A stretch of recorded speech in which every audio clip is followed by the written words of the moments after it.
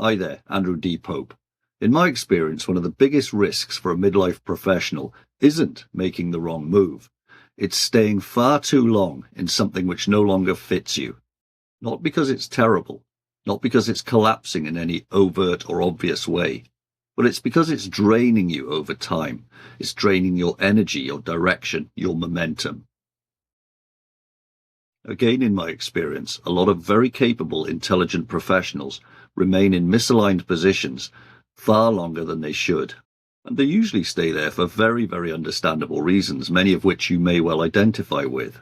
Stability, responsibility, financial pressure, identity, fear of making things worse. Now, all of that makes perfect sense, and I've been there a few times in my life. But staying too long has a cost. Now, most people don't wake up one day and suddenly decide that they're going to tolerate misalignment. It almost always happens gradually.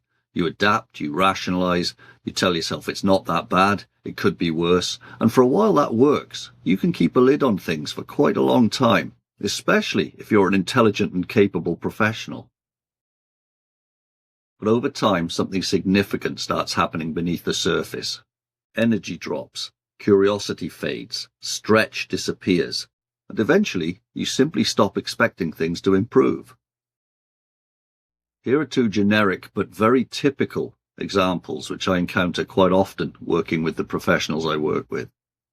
A certain someone stays in a role that no longer challenges them. At first, this approach seems sensible, practical. It pays the bills after all. But over several years, their confidence quietly erodes. Not because they became less capable, but because over time they stopped using large parts of themselves. Or consider someone whose priorities have fundamentally changed, but they're still operating in a role that reflects an older version of themselves. This is what I call identity lag. Externally they still function, internally they're increasingly disconnected. Priorities can change at any point in our lives. Things happen, time moves on. We need to pay attention to these signals. So when you get to this point, it does mean that something has to change.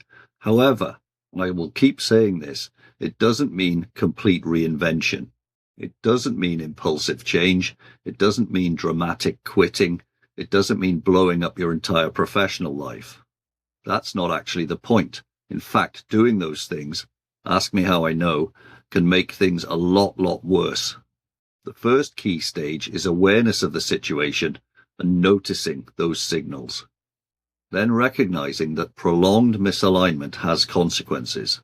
And the final key phase here is, even though those consequences might seem inconsequential, it's acknowledging that they exist and committing to take some action early.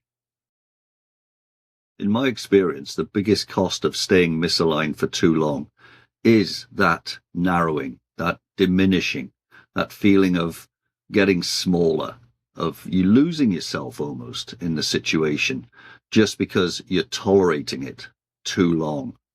You become less engaged, less ambitious, less alive to possibility, less hopeful about the future quite often, and eventually you can forget what aligned work even felt like.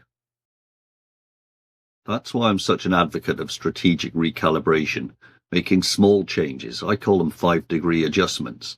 Making those changes allows you to realign before you lose yourself entirely. And as we've explored, you don't want to be making those changes because everything is wrong. Everything isn't wrong. Things are misaligned, that's all. But strategic recalibration helps you realign before you lose too much of yourself in the process of staying too long where you shouldn't be. So instead of asking yourself a question like, can I tolerate this? A much better question is, what is this costing me over time? The second question changes everything. The second question gives you options. So as always, here's something well worth reflecting on. Are you staying in your role because things genuinely fit? Or are you simply there because you've gotten used to or are tolerating the situation you're in? Those two things are definitely not the same. If this idea resonates with you, you'll find many more discussions like this on the channel, so consider subscribing for future updates.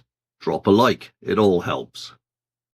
In the next piece, we'll explore another important layer of this philosophy: underused lives, and what happens when professional, capable, intelligent people stop using their full capability over time. Remember, deliberate evolution beats accidental drift. I'm Andrew D. Pope. See you next time.